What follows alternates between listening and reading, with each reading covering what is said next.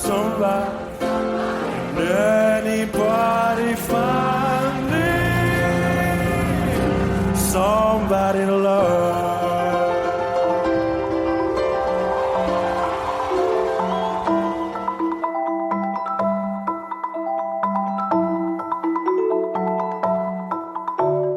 Bem-vindo à Liga dos Inovadores, o podcast do Expresso sobre o que de inovador e mais distintivo está a ser feito pelas empresas em Portugal. Eu sou o Pedro Lima. Eu, Elizabeth Miranda. Esta música no início é-nos trazida pelo João Maciel, que é o nosso convidado deste episódio. O João é diretor-geral do Centro de Investigação e Desenvolvimento da EDP. Este centro faz este ano 10 anos, tem uma equipa de 50 investigadores e define-se como uma fábrica de ideias. E nós falaremos de ideias, mas de ideias que já foram testadas e que já têm mercado, não é, Pedro? Isso é a regra do nosso podcast, porque de facto Portugal deu um salto muito significativo em investimento em investigação e desenvolvimento nas empresas.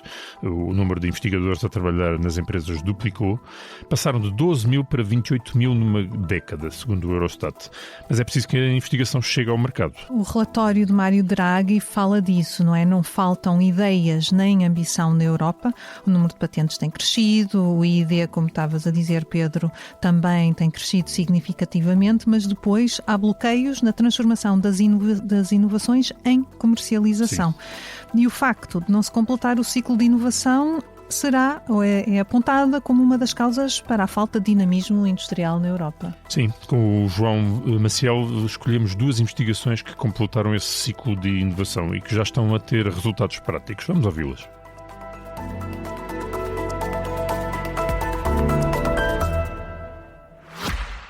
Nós, Empresas, fala Elisa Vaz, boa tarde. Boa tarde, daqui fala o Vítor, da Vítor e Associados. Então? Sim? Não vai dizer esta chamada será gravada para controle de qualidade, etc e tal? Não, aqui quem controla a qualidade é o Sr. Vítor. Eu? Sim, são os nossos clientes. Ah, entendi. E aprovo. Os nossos clientes são tão importantes para nós como os seus são para si. É por isso que ninguém entende o seu negócio como nós. Saiba mais em nós.pt/empresas. João, seja muito bem-vindo à Liga dos Inovadores. Muito obrigado, é um prazer. O que simboliza esta música que escolheu para a abertura deste episódio? Isto é Jacob Collier, é um músico inglês, mas eu escolhi porque acho que é um bocado uma metáfora de inovação, de criatividade. Por exemplo, olhamos para esta música que é um original do Freddie Mercury. Basicamente a música é outra, não é? O meu ponto é, a partir de uma base que todos conhecemos, conseguimos fazer algo novo. Mas também metáfora diria de colaboração, no sentido em que ele colabora com o público, de liderança, de modo como se vê ele a interagir com o público, co-criando de certa maneira a canção. Não sei se já viram algum concerto do Jacob, mas ele, os coros e a intervenção do público faz parte integrante do concerto e da música. Portanto, nesse sentido eu diria que é por isso, talvez ainda ligado com a inovação, que dá uma sensação que aquilo, quer dizer, tem muito trabalho, muita técnica. Quer dizer, há o tema das ideias, da criatividade, que é aquilo que é a ponta do iceberg, é aquilo que todos gostamos, mas tem imenso trabalho, dá imenso trabalho, é preciso fazer. Ou seja, o tema do delivery, da entrega, da performance no tema da inovação é também tão importante quanto as ideias. Então, inovação é reinventar o que já existe ou criar algo totalmente novo? Usava essa questão para fazer aqui um ponto, no sentido de dizer que inovação não é invenção. Quer dizer, pode ser inventar uma coisa radicalmente nova, mas pode ser também fazer algo substancialmente melhorado. Mas o ponto que eu queria trazer é um bocadinho o ponto da adoção, não é? Uma inovação não é uma inovação se não for adotada, se não for para o mercado. Então vamos ao seu trabalho. Tem muita investigação de olhos no futuro. O que é que já produziram que tenham tido impacto no mercado? Posso dar aqui alguns exemplos. Mas cada um passo atrás. Nós na EDP temos uma área que se chama Global Research and Innovation, basicamente agrega as áreas de inovação e de investigação e desenvolvimento. E esta área é uma área que serve o grupo globalmente, é relativamente recente, embora as áreas de inovação e de investigação e desenvolvimento já existissem, foi de certa maneira uma fusão. E portanto elas trabalham em conjunto, em tecnologias com maturidades diferentes, muitas vezes a investigação alimentando a inovação, que é uma coisa que já tem muito mais a ver com produtização, transformar aquelas tecnologias em coisas que depois possam ser adotadas, etc. E finalmente chegando aos negócios, que são os utilizadores finais destes desenvolvimentos. Posso destacar aqui 2 ou 3 coisas que nós fizemos e que já estão a escalar. Por exemplo, posso dar exemplo o tema da automação associada à instalação das renováveis ou à instalação das redes de um modo mais eficaz, aumentando a produtividade dos colaboradores que fazem essa instalação, acelerando o ritmo a que nós conseguimos fazer esse tipo de trabalhos. Por exemplo, começaram em projetos de investigação e desenvolvimento, em que nós desenvolvemos as soluções robóticas, vamos melhorando-as, integrando-as em plataformas digitais.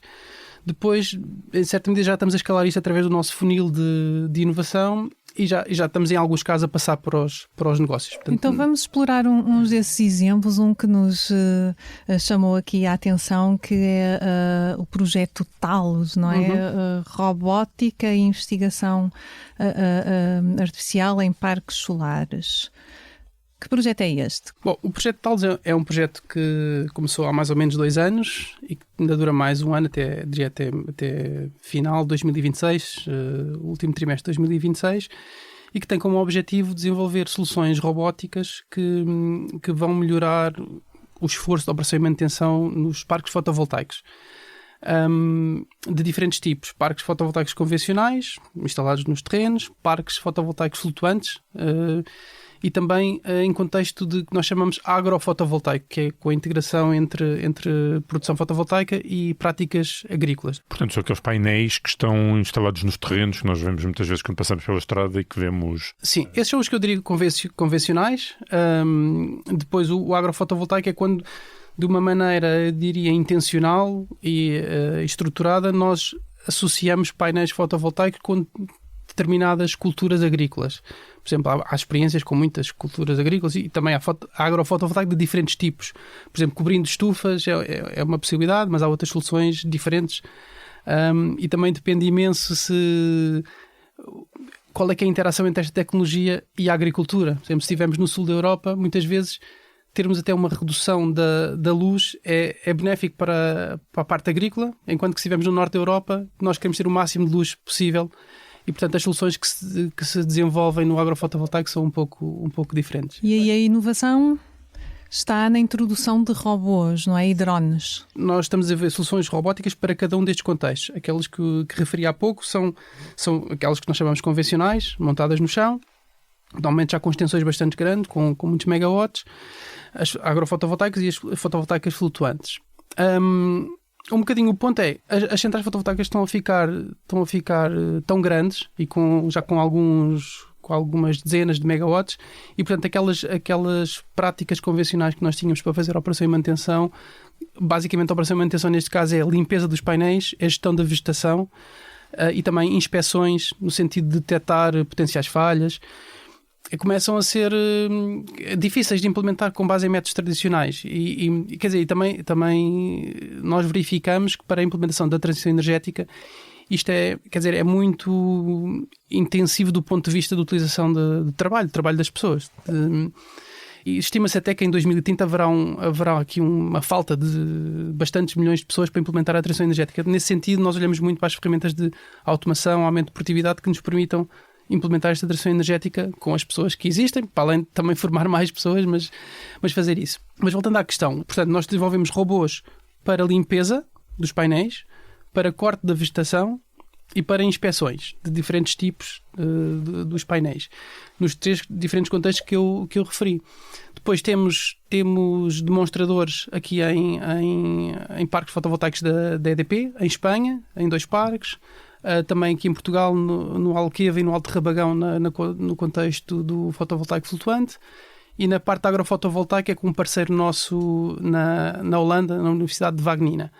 Isto trata-se de um projeto financiado pelo programa Horizonte Europa, 15 parceiros de 7 países com financiamento europeu, cerca de 10 milhões de euros, e depois, para além destes parceiros que são membros do consórcio e que implementam o projeto, fizemos também uma coisa que se chama uma Open Call, que é lançámos um desafio à comunidade de empresas, de startups, e lançámos um conjunto de desafios e aparecemos depois ainda um conjunto muito significativo e acabámos por selecionar 12 startups que também integram o piloto e trazem as suas soluções que vão ser também testadas nestes demonstradores, competindo com aquilo que os membros do consórcio vão fazendo. Então transporte-nos um bocadinho para esses parques solares que já são projetos pilotos. Vocês têm, a ideia é terem drones a sobrevoar os parques solares e a tentar detectar áreas que precisam de ser limpas e áreas que têm vegetação a mais, não é? E depois esses drones comunicam com os robôs que vão limpar? Como é que isto se passa tudo? Sim, desde o início? Há várias coisas. Primeiro, quer dizer, começaria pelo tema dos robôs. Já existem robôs para limpeza de painéis, em particular limpeza sem água. No tema de limpeza sem água porque é um desafio um bocadinho mais trivial. Limpeza com água não é um desafio ainda tão trivial, porque temos que gerir o tema do abastecimento de água com os robôs. Uma componente importante do projeto é a autonomização destes robôs, não é? Muitos deles ainda são semi-automáticos e, portanto, um desafio grande do projeto é transformá-los em unidades com maior autonomia. E também, neste caso, a componente do desenvolvimento da lavagem com água, que é importante em muitos contextos, também é um aspecto relevante. Uma componente grande é, então, a autonomização dos referidos robôs. Depois, há diferentes tipos de robôs. Temos robôs que andam pelo terreno e que fazem corte de vegetação, uma espécie de uns corta-relvas automáticos. Temos uns outros que fazem a limpeza dos painéis, há de diferentes tipos, como eu referia. E temos também, como referiu, temos também drones e sistemas que permitem fazer inspeção, detecção de pontos quentes nos painéis, para que são aproximações de possíveis problemas, no sentido de agirmos preventivamente para os resolver. Isto no contexto, eu diria, mais terrestre, dos projetos mais convencionais. No mar é diferente, não é? No mar é diferente. No mar é diferente. Temos umas soluções robóticas que também são a ser desenvolvidas ainda, talvez pelo lado mais académico, mas de barcos que também permitem fazer inspeções. E os robôs de limpeza para o contexto fotovoltaico são também um pouco diferentes, porque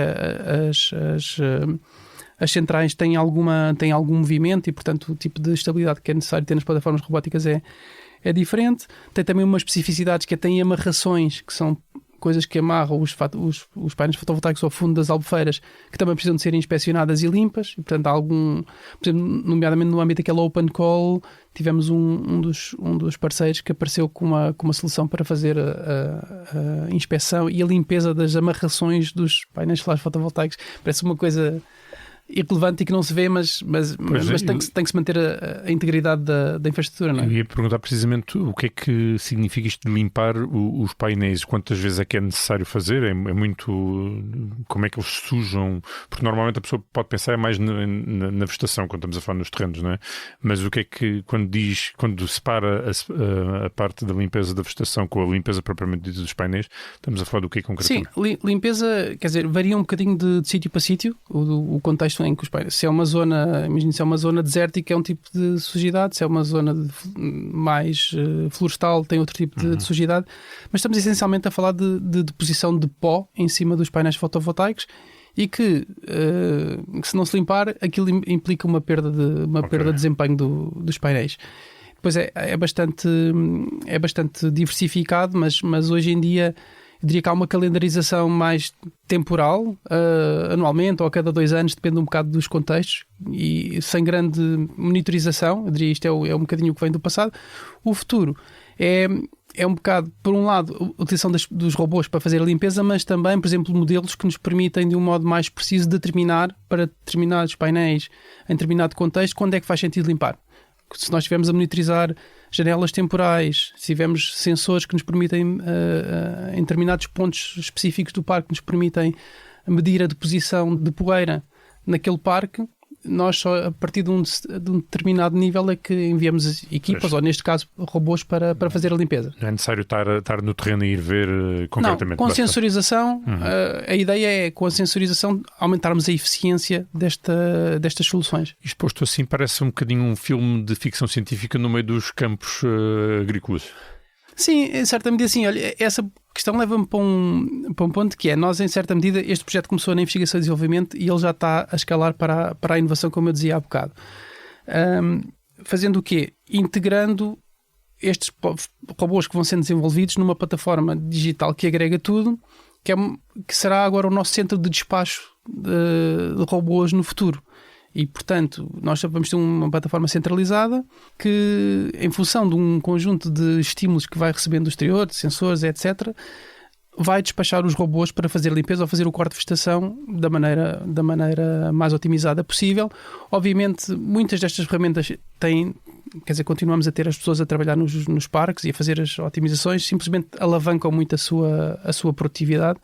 E com isso, para além desse tema dos robôs, a inteligência artificial e toda essa sensorização, a análise desses dados, permite-nos também agir de um modo bastante mais eficiente. Essa plataforma centralizada trabalha a partir de Lisboa, à distância? Não, ainda está a ser desenhada, mas vai ser uma coisa, diria que uma escala global, que operará nos parques fotovoltaicos relevantes da EDP.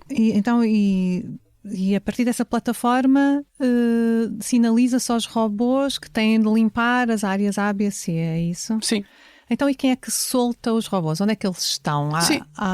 Haverá um espaço onde eles estarão, no meio dos parques? Sim, esse também ainda está a ser desenhado no tal projeto para escalar o que aconteceu na investigação e desenvolvimento, mas em princípio estarão, em função da dimensão dos parques, teremos que ver, mas estarão parqueados.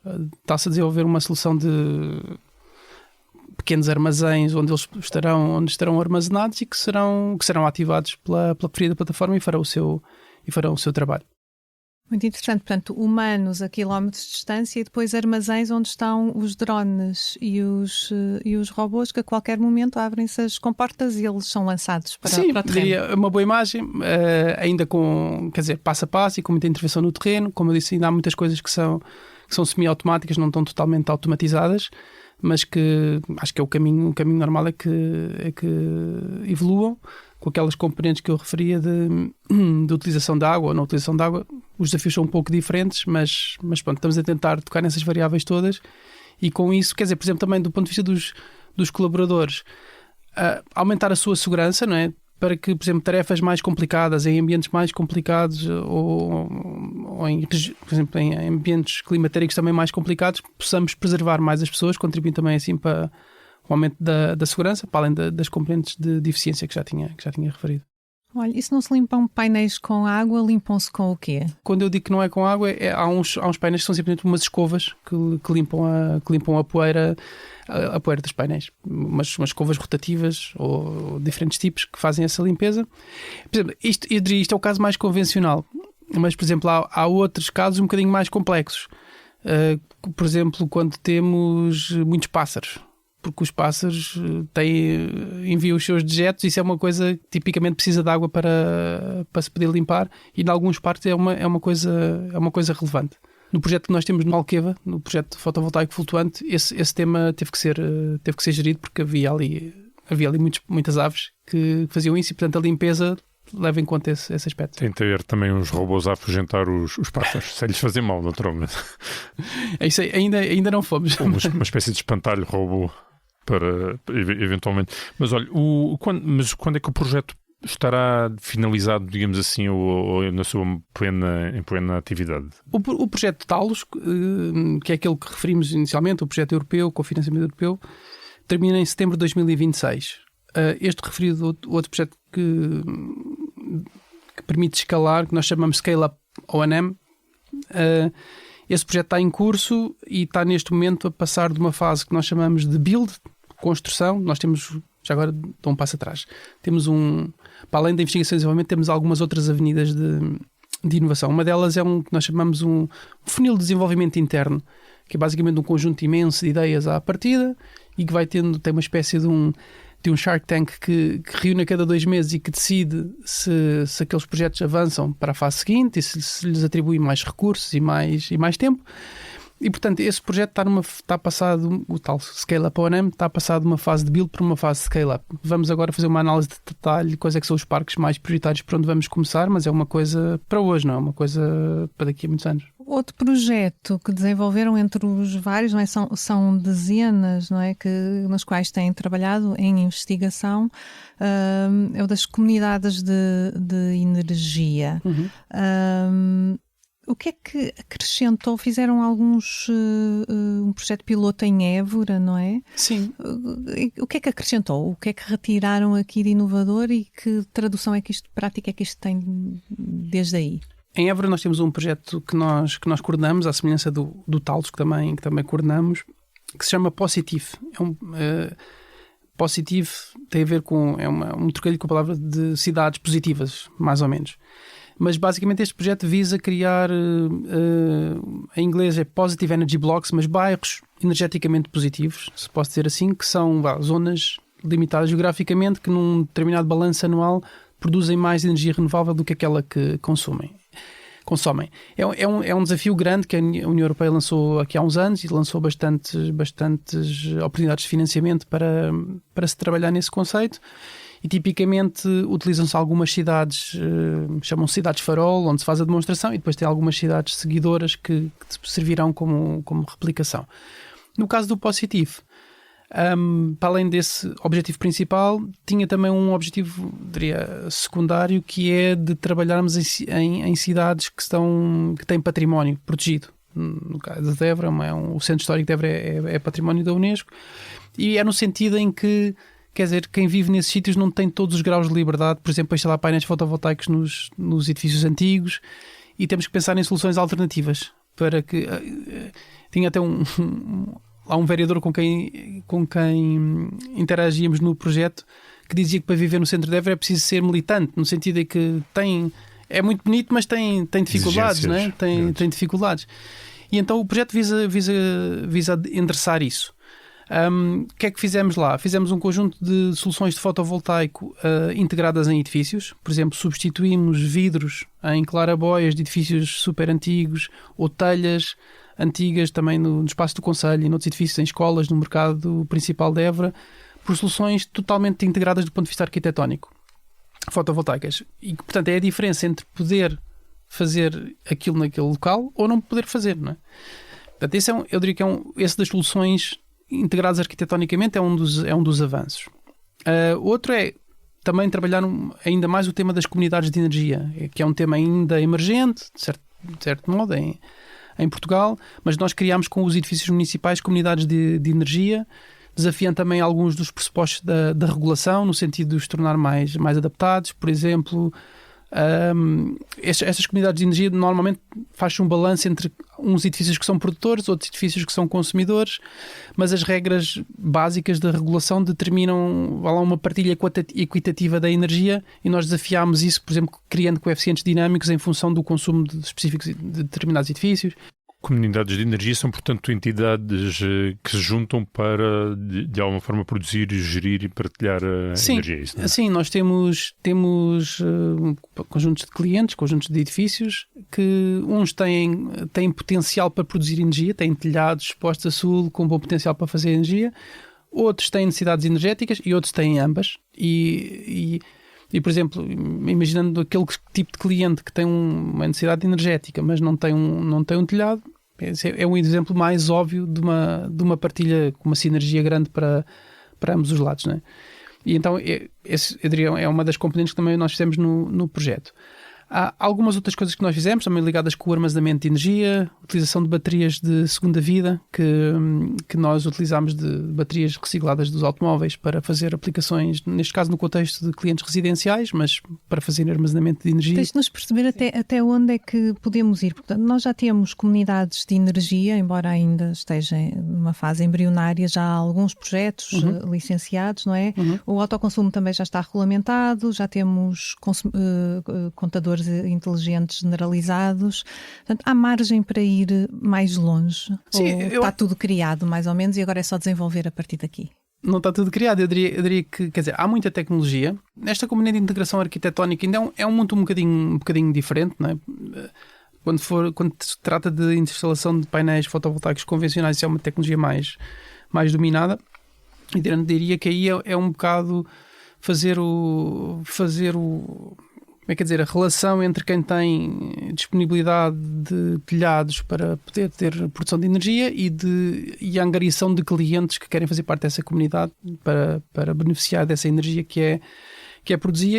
Eu diria que, do ponto de vista dos sistemas de informação, de toda a digitalização que é necessária, quer dizer, não me parece nada disruptivo. Acho que essencialmente trata-se de um problema de articulação, de integração destas diferentes componentes. E, portanto, já agora ligava essa pergunta com algumas coisas que nós estamos a fazer no positivo. No positivo, por exemplo, uma coisa que estamos a fazer também é uma plataforma que permite, de certa maneira, colar os cidadãos a este aspecto.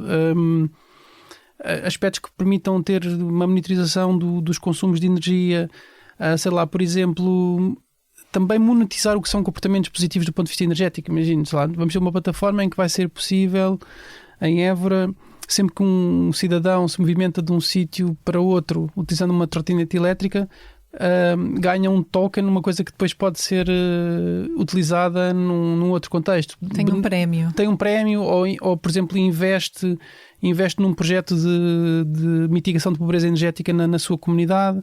Tem um conjunto de dinâmicas assim mais quase de gamificação, mas que permitem também ajudar a que estas coisas sejam adotadas, mais só que aquela componente mais dura, mais arte só da energia, né? E é possível termos comunidades de energia à escala de uma grande cidade? Sim, eu acho que comunidades de energia, eu diria, são tipicamente ao nível do bairro. Mas é também possível pensar em virtualização, não é? Em alguns países é possível pensar num contexto de virtualização. Temos produção e consumo distantes geograficamente. Mas o mais comum, nomeadamente aqui na Europa, o mais tradicional é termos um nível de proximidade.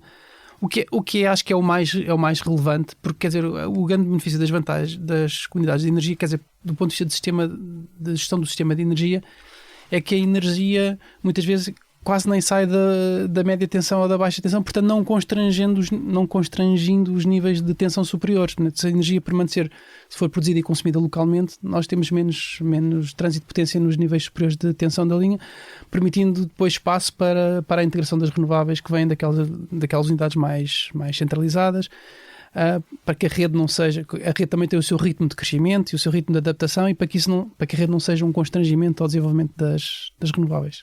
E podemos dizer que em termos ideais nós substituiríamos os nossos telhados com telhas de cerâmica por telhas solares? A tecnologia fotovoltaica convencional, na forma que nós a conhecemos, com aqueles painéis retangulares que nós vemos em uma parte dos telhados, chegou a um ponto de escala que, quer dizer, que é quase imbatível. Quer dizer, é uma tecnologia, até em certo sentido, quase que arrasou outras tecnologias concorrentes à sua volta, porque criou-se tanta capacidade, houve uma curva de aprendizagem tão acentuada, embarateceu tanto nos últimos anos, que tornou outras tecnologias, estou-me a lembrar do solar termoelétrico, ou outras tecnologias que eram também promissoras, mas que perderam competitividade, um bocadinho neste caso, porque a estrela fotovoltaica cresceu tanto. E, portanto, eu diria, quer dizer, para soluções onde seja possível instalar o fotovoltaico convencional, seja no chão, mas seja também em telhados onde não haja esse tema, por exemplo, de integração arquitetónica, património protegido, acho que esse vai ser o caminho, porque é incontornável o benefício enorme de escala que esse tipo de tecnologias tem, não é? Porque está num nível industrial gigante.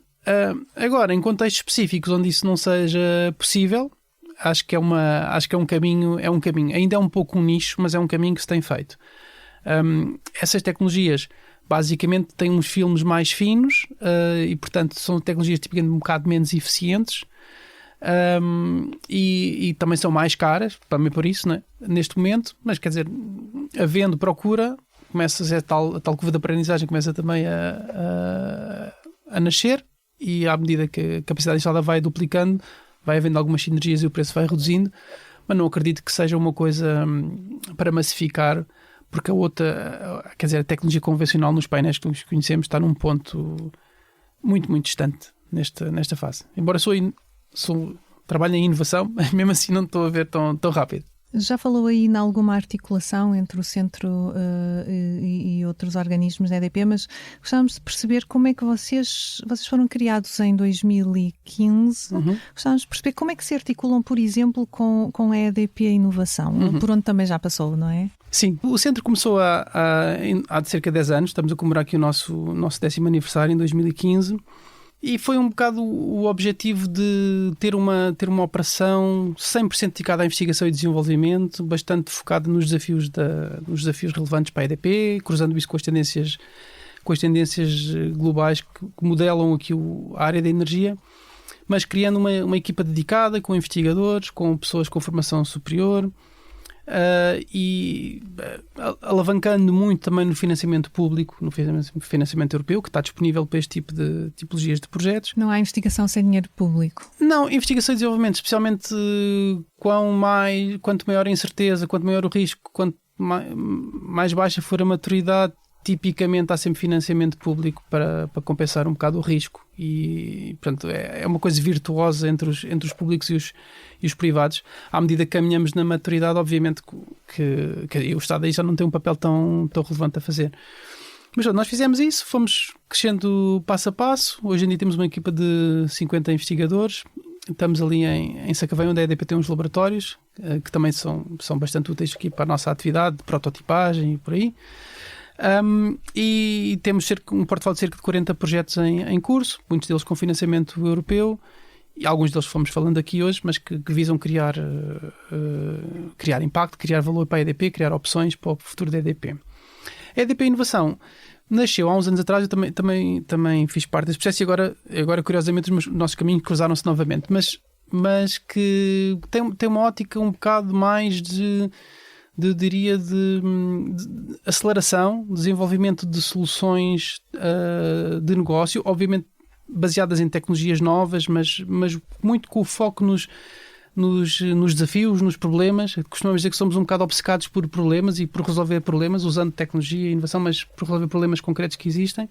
Mas tem um bocado mais esse ângulo, enquanto que o lado da investigação tem um ângulo, diria, mais tecnológico, mais de explorar tecnologias novas, e depois há aqui um casamento, diria, virtuoso entre as duas coisas. Mas vocês estão na área ainda mais da ciência, mais experimental, eles já estão mais na área de mercado, mais comercial. Sim, eu diria. Quer dizer, nós também trabalhamos muito em coisas aplicadas, não posso dizer que fazemos ciência fundamental ou...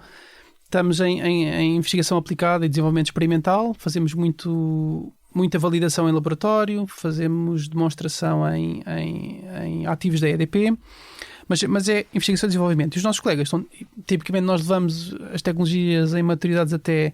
Há um chavão que é o Technology Readiness Level, que é o TRL, até um TRL, eu diria, de 7, tem a ver com validação laboratorial ou demonstração nos ativos, e os nossos colegas tipicamente pegam nisso, colocam-lhes umas camadas de mercado, fazem também alguma pilotagem, alguma prototipagem em certa medida, mas já pegam em maturidades superiores, colocam-lhe uma camada de modelo de negócio em cima, fazem a articulação entre ideias internas e externas, também num componente de um ecossistema aberto, envolvendo startups, capital de risco, mas muito já para chegar a produto.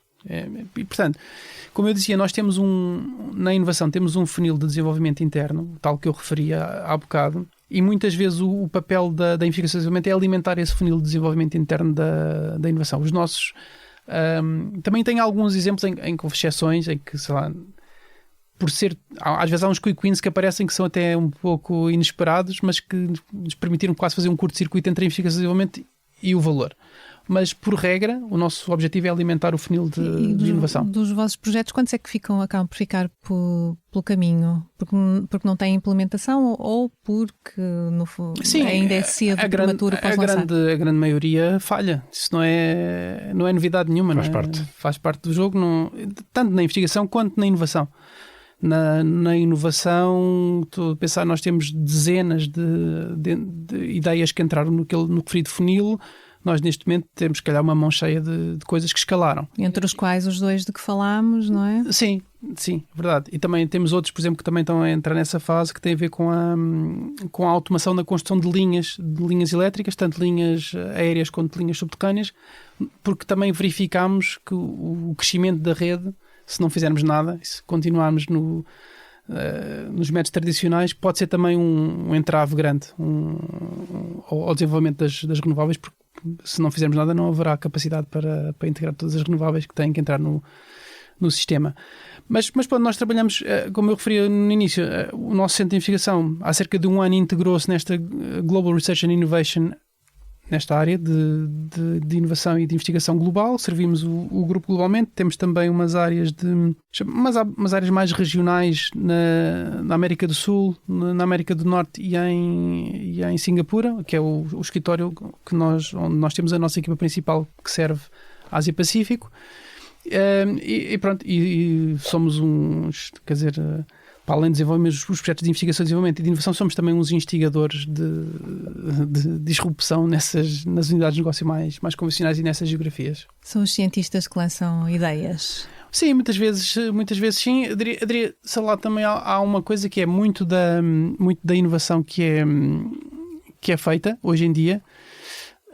Uma parte importante dessa inovação é feita pelos próprios negócios, não é? Nomeadamente aquela mais incremental, que tem a ver com a melhoria dos processos produtivos que têm, são feitos pelos negócios. Nós, tipicamente, pegamos nas outras componentes, que é, tipicamente, olhamos isto a dois eixos, ou são coisas de muito maior incerteza, que ainda existe alguma dúvida sobre se elas vão funcionar ou não vão funcionar, há incerteza tecnológica ou incerteza de outro tipo, e muitas vezes também distância do que é um negócio de EDP hoje em dia.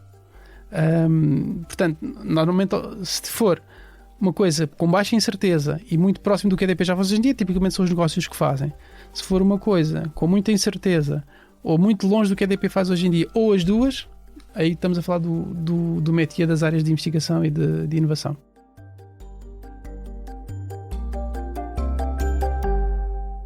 João, passamos agora a 3 perguntas que colocamos sempre aos nossos convidados. E a primeira é: de que inovação gostaria de estar aqui a falar connosco daqui a 5 anos? Na verdade, pode parecer aqui um paradoxo, mas o que eu gostava mesmo era que aquilo que nós estivemos aqui a falar tivesse efetivamente implementado daqui a uns anos. Que era que, de facto, nós tivéssemos conseguido implementar os gigawatts que nós precisamos, as linhas que nós precisamos. Isto é um bocadinho para fazer o ponto de... Há imensa tecnologia e ela é importantíssima, mas tão importante quanto a tecnologia e o desenvolvimento dessas tecnologias é fazer coisas para que ela possa acelerar o seu desenvolvimento, possa instalar-se em escala e possa efetivamente contribuir para que nós alteremos o sistema energético que demorou 200 anos a consolidar como nós o conhecemos, e em 30 anos temos que fazer essa mudança. Portanto, o que eu queria mesmo é que daqui a 5 anos já estivéssemos no bom caminho para isso. Qual é que é o projeto mais desafiante que tem entre mãos? Há 3 ou 4 temas assim muito importantes. O tema da automação percorremos hoje, o tema da automação, da robótica, da inteligência artificial, por exemplo, na aceleração da instalação de parques fotovoltaicos ou parques eólicos, na melhoria da operação e manutenção dos parques fotovoltaicos e eólicos, nas redes. Esse é, diria, um outro também importantíssimo, né? Tendemos muito a falar do lado da oferta quando falamos de transição energética, das renováveis, etc. Mas o lado da procura também é um desafio gigante. O lado da procura, que é o que nós temos que fazer do lado da procura para mudar. E aí estamos muito, muito focados, por exemplo, na eletrificação do calor na indústria.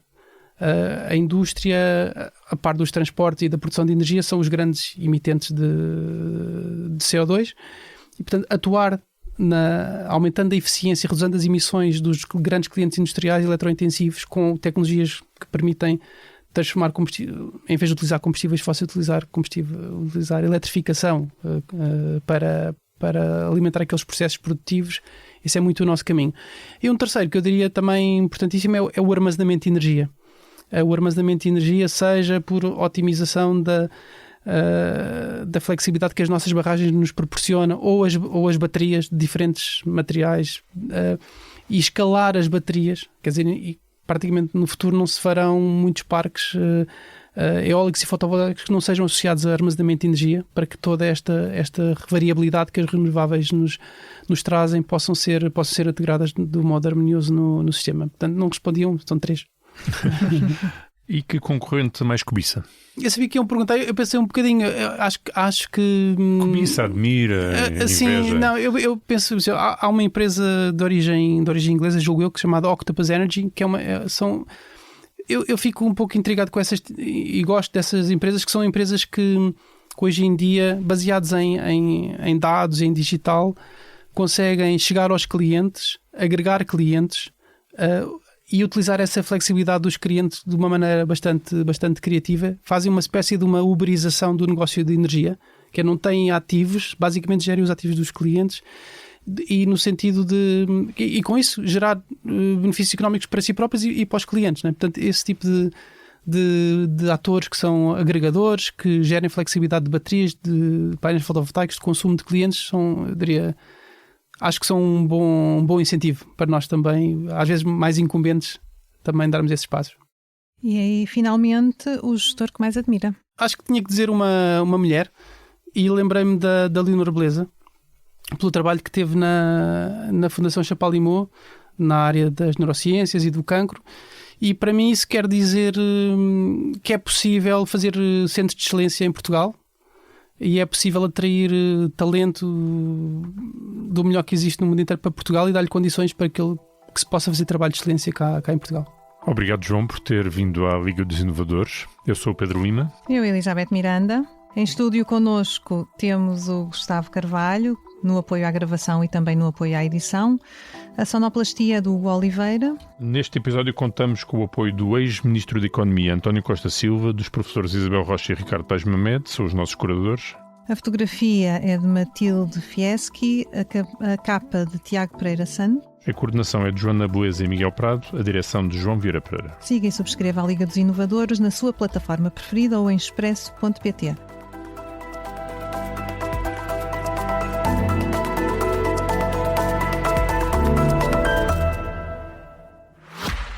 Nós, empresas Fala Elisa Vaz, boa tarde. Boa tarde, daqui fala o Vítor, da Vitória Associados. Então, Sim. não vai dizer esta chamada será gravada para controle de qualidade, etc e tal? Não, aqui quem controla a qualidade é o Sr. Vítor. Eu? Sim, são os nossos clientes. Ah, entendi. E aprovo. Os nossos clientes são tão importantes para nós como os seus são para si. É por isso que ninguém entende o seu negócio como nós. Saiba mais em nós.pt/empresas. Num mundo cheio de informação, como ajudar os mais novos a compreender as notícias? O Grupo de Mídia Impressa tem hoje na sua oferta informativa o SIC Explica-me e o Expressinho. Projetos editoriais pensados exclusivamente para crianças e jovens. Notícias claras, adaptadas, que despertam curiosidade e formam cidadãos informados. SIC Explica-me e Expressinho. Informar para crescer.